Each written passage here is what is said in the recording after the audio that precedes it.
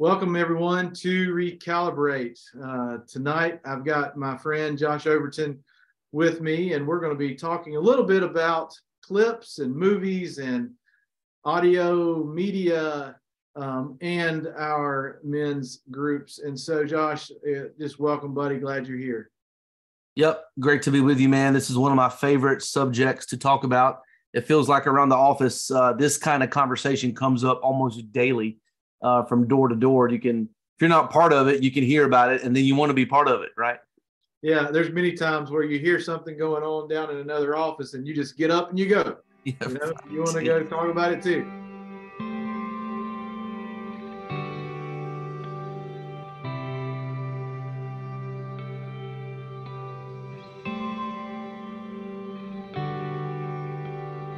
And so it really is.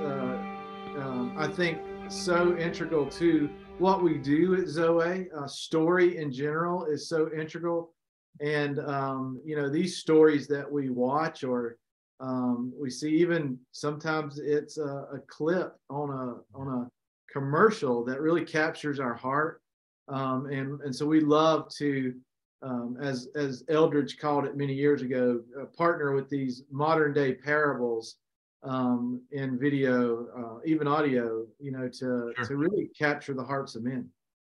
Yeah, and just to kind of put some emphasis on it, I heard an interesting, one of the podcasts I listened to, we're talking about being at the Super Bowl and how it's almost become, more about all of the fluff around the game itself that you almost forget about the game at times, right? And, so commercials and the halftime entertainment and the ad work that's going on and the full spectacle of it. And yeah, I think, I'm gonna be honest, man, I love football. A lot of guys on this call love football, but the commercials are usually one of the best parts of the 3-hour show.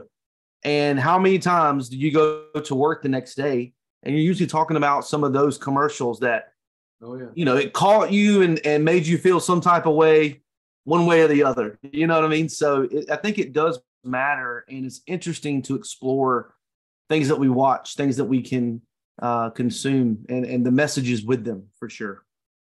Yeah, I mean, I think about our video tonight we're going to watch together. Yeah.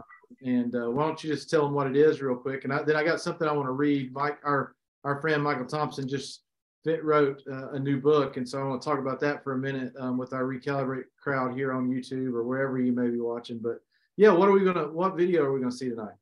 Yeah, so I pulled the trailer from a series that has been very impactful for me. Interesting enough, the character that it highlights is one that I never really connected with in the movie. So it's actually a saga of movies that has now become a TV show. And throughout the movies, I never really cared for his character. But then when the story and the narrative got introduced to this TV show, Kenobi on Disney Plus, and following the narrative and the fallout for Obi Wan Kenobi, man, my gosh, Greg, the first time and almost every time since that I've seen the trailer, it has just wrecked me. And so I'm really excited to share that tonight. And then we're just going to respond to it. And you guys that are watching, you will be able to respond. If you're watching later on YouTube, I'd love to hear in the comments too, right? What you feel and what you see. And our goal for tonight is to model not only what we're watching, but how to utilize that in a group and in a conversation, right? We want to model that. So yeah, I'm really excited to share that. Yeah, man, I'm excited to share it with you. It's going to be a lot of fun.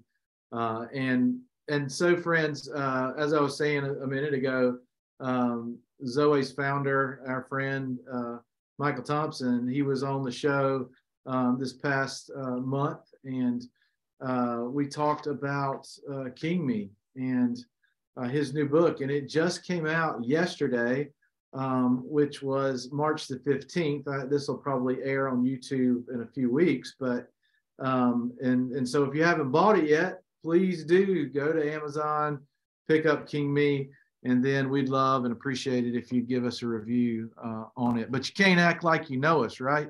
If you do, because it'll get kicked out. But I wanted to read a quote from Michael's book because I think it's going to be important to the video we're going to see tonight, because it is, well, just let me read it here. It's from chapter 1. The Hope of Every Boy's Heart is the name of this chapter. And this is what the quote says. Sometimes the mission comes after the man. Other times, the man must go after the mission. Throughout his journey, missions become rites of passage in which the man is initiated by the Father into greater influence and responsibility, and validated in his belovedness as a son, in his growing capabilities, and in his expanding authority. Missions are, in a sense, ceremonies of initiation and validation. Our masculine hearts need them, and they need us.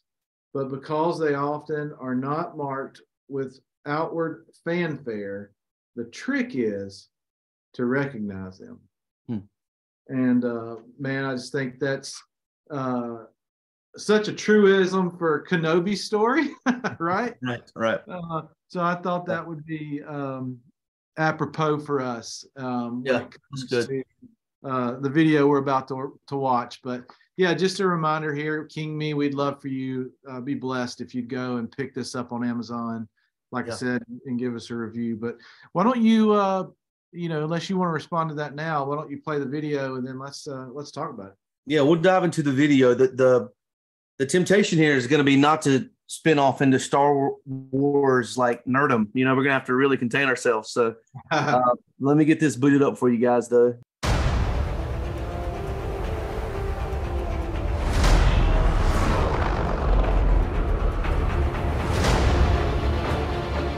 They're coming. Stay hidden, or we will not survive.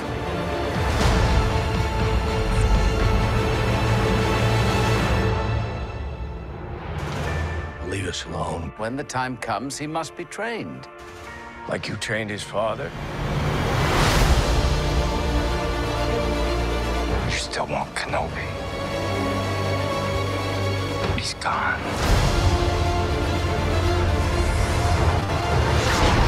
Maybe you've been looking in the wrong places. I want every lowlife and bounty hunter to squeeze him.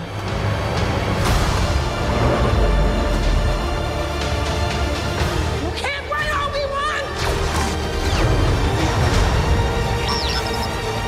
You can't escape him!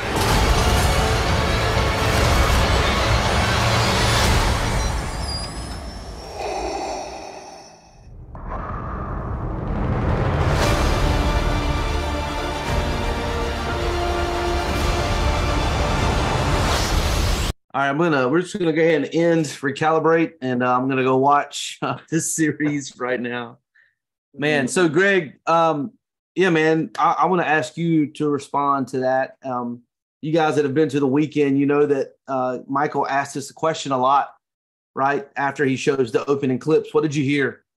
What did you see? So Greg, I'm gonna throw it to you and just and as Greg and I, real quick, just reminder for the guys watching it, like as we're talking. Remember, we're going to end in a few minutes, and you guys will have a chance to respond. We want to hear what you're feeling and thinking too. But Greg, why don't you kick it off, man? Yeah, thank you, buddy. I'm excited. I grew up with Star Wars, so it's really hard, as you say, not to geek out about it and really start talking about all the fun Star Wars stuff in there. It's like, right. But the one of the things that hit me first in the beginning of it too, which is you have to stay hidden. Yeah. And his story, and the story of the Jedi in general, there's not hardly any of them left, and they're the ones that are being exterminated and hunted. So the enemy certainly is coming after us. He fears us, and it reminds me of Lord of the Rings a little bit when Aragorn's talking to Theoden, saying that this army has a single purpose, and it was bred to kill men, to destroy men. And same thing in this situation.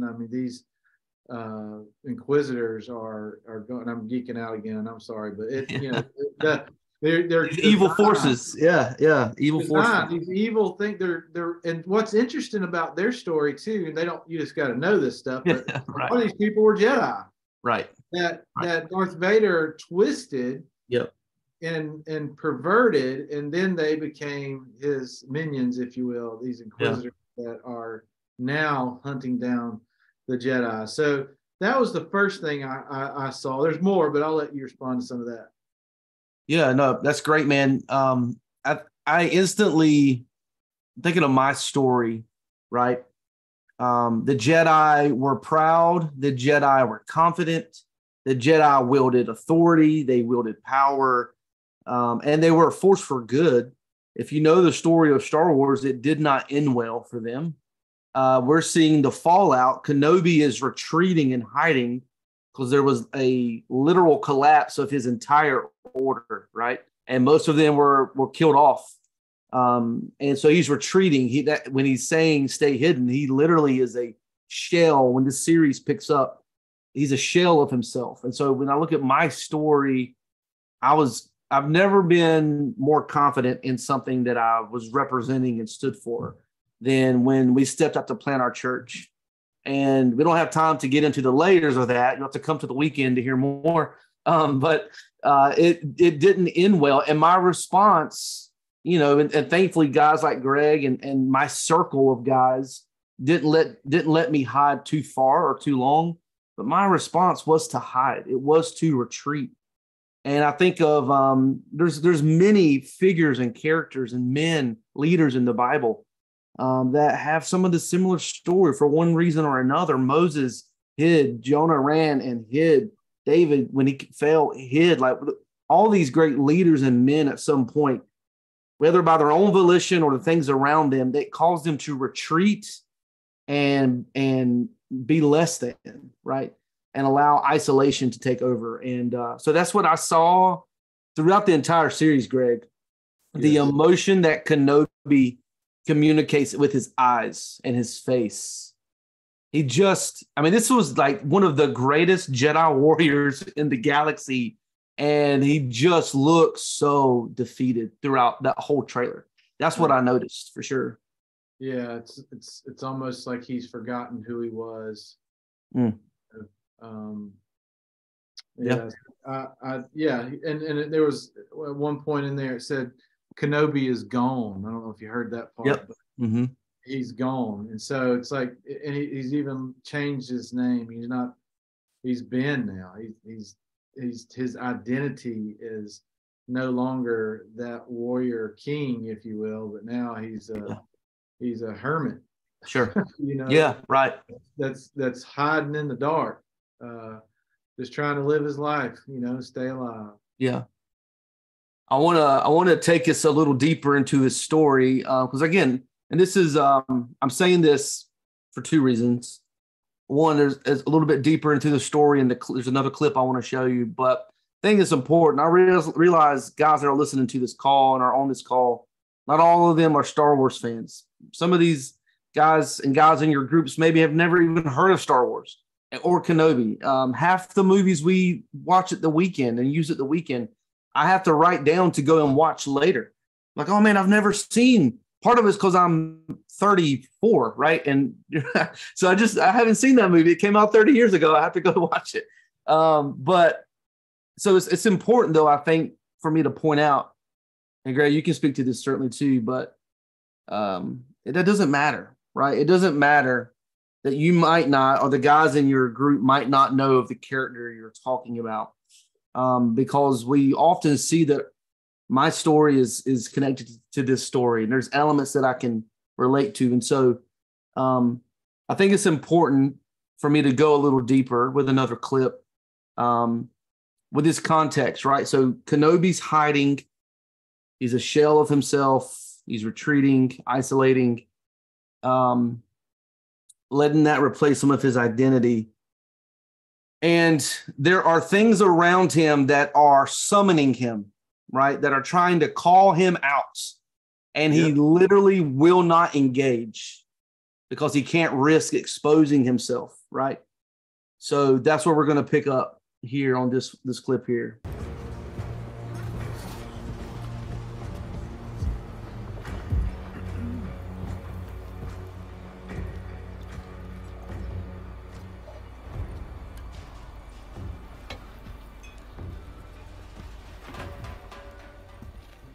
You know who we are. Inquisitors. You know what we do? You hunt Jedi. In actuality, I would say the Jedi hunt themselves.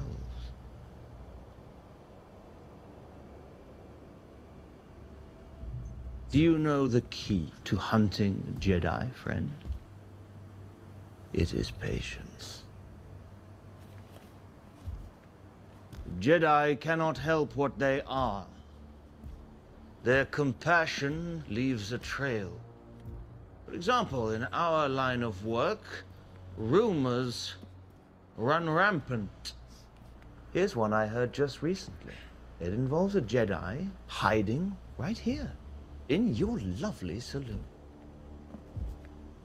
Let's say ours is a wanderer. Maybe he's looking for people like him. Comes across this establishment. Nice place.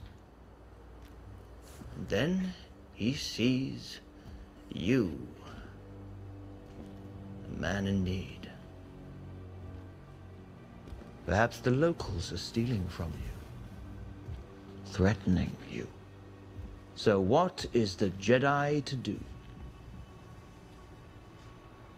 Help you and risk exposure?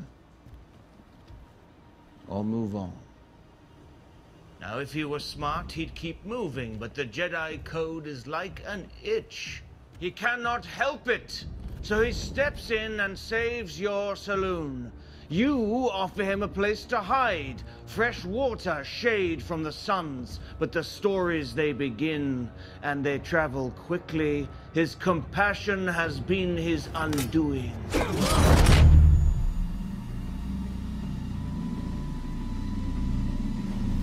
There.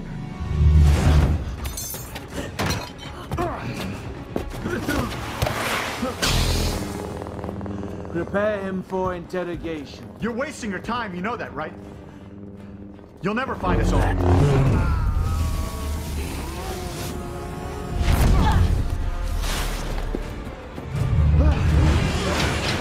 Let's keep watching. I know.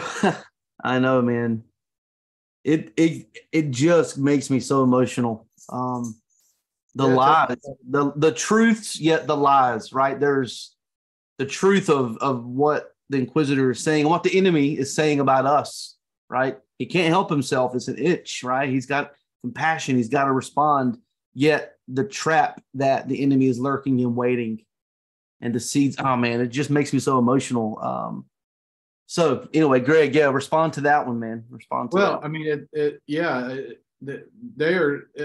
I love what you just said, because it's like the enemy is speaking truth, but baiting with truth in order to, bring this person to a place of failure, Right. And if he would have chosen not to be himself in that moment, what would that have done forever in his life? Yeah. So they can win that way. If he doesn't, he's taken out. They're not as worried about him anymore. Yeah. But he does show himself. He's potentially risking his life and the life of others. He knows that these Inquisitors might just kill everybody. Right. So the whole identity thing is so big, and that spoke to me. So his identity, his mission, and they use the word code, that's in there, and the Jedi code, they have a way that they live.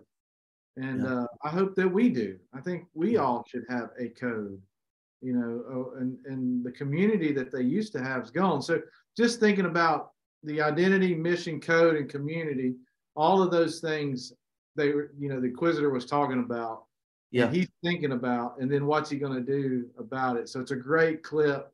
Yeah. It's a great clip for that. I can see why it particularly how it resonated with your story. So I'd love to hear a little bit more from you about why is this making you so emotional? Not just this clip, but this whole series in general. Sure. Yeah, we don't have time to go through the whole. I mean, this is just episode 1. There's 6 episodes, right, of the series. But the Jedi that you see escape there eventually goes to find Kenobi, and he confronts Kenobi like, "Hey, you've got to help here."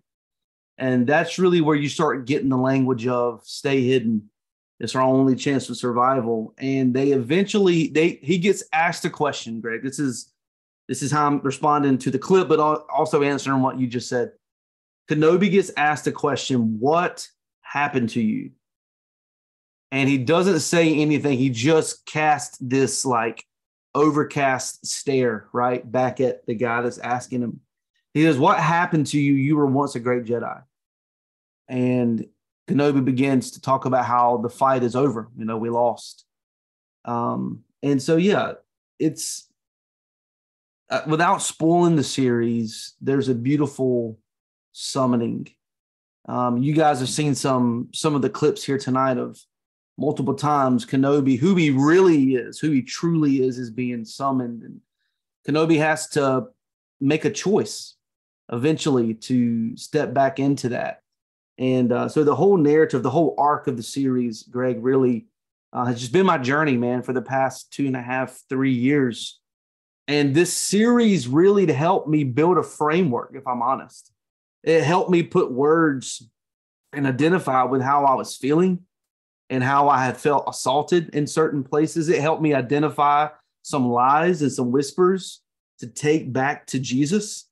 I'm not putting it up with the Bible, but I'm telling you, God spoke to me through Obi Wan Kenobi in the same way that he spoke to me through the scriptures. And it just really helped me get a framework, man, to journey back to some of those moments of failure, of, isolation. Kenobi, you guys saw in the trailer, obviously Darth Vader is teased in the trailer, right? Oh my gosh, the biggest failure of his life. He has to confront Vader. And there were some things I had to confront. There were some people I had to confront. There were some shadows in my own life, man, that I had to confront. And I, like Kenobi, Greg, would not do that for a few months. I knew what I needed to do. I stayed in the cave, right? I stayed in the cave, man, and watched from a distance. But yeah, so that's to me, man, it just really helped build a framework for my journey. Yeah. I'm so happy about that for you, buddy. And I can see that, I can see that in your life and how you were taken out by what happened with the church, what happened with some friends. And, like that guy in the tavern, he had to make a choice. You needed to make a choice and you did. And I'm so thankful that you did. And the kingdom is so thankful, that you did. And so I love that you love this, this film, this series, because it has really helped you, like you said, get framework and to come out of the shadows, if you will. So yeah, man, we really love that. And that I think what we've been doing here for the last 15, 20 minutes to kind of sum up, why is this important to our allies around the world? Sure. And if you're watching this and you maybe on YouTube, because we're talking about Star Wars and you find it because of that, I hope you're sticking around now. 2008 when I first Star Wars portion is done here. We love to use clips like this and movies like this, like I said at the beginning of this show, to talk about the heart. And so, as Josh was saying, it captured his heart.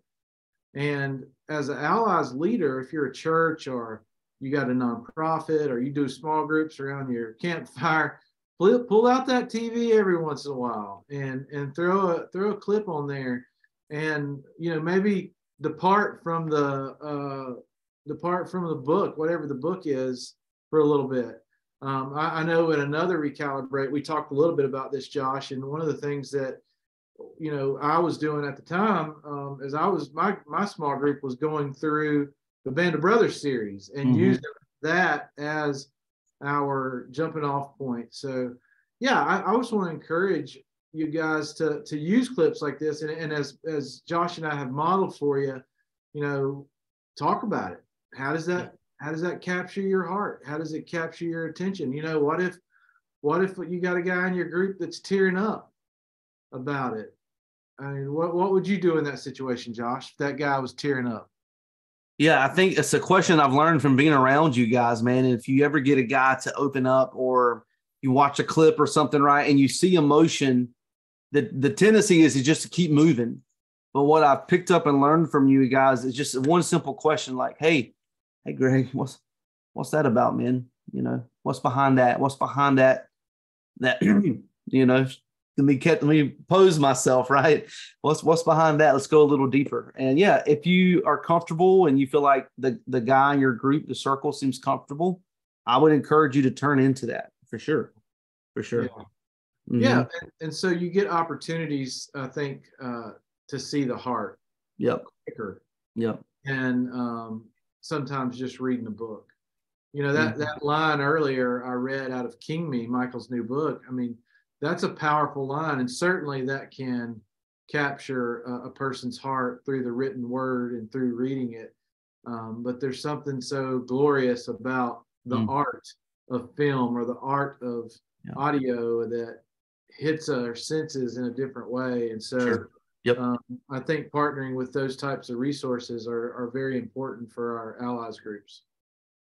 Yeah, and I actually just dropped in the chat here on Zoom. I'll put it in the description of this YouTube video.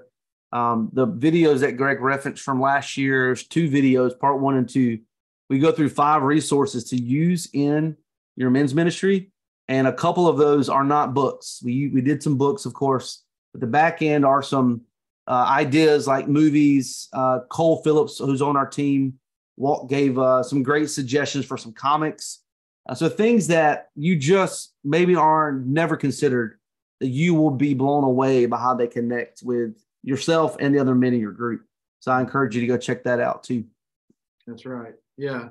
Thank you for that, Josh. And hey, thank you guys for joining us tonight here on Recalibrate. I hope whatever time of day you're watching this, that you're doing well wherever you are.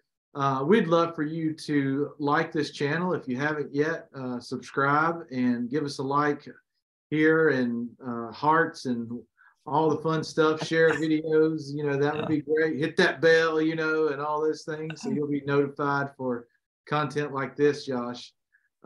Also, if you'll go to zoweh.org/allies, that would be an honor for us for you to subscribe to the Dispatch, which is our newsletter, and you'll get reminded that way. And you can also subscribe with your phone, and you'll get text occasionally when we have something like this going on or something else with an event in your neck of the woods. So thanks for joining us.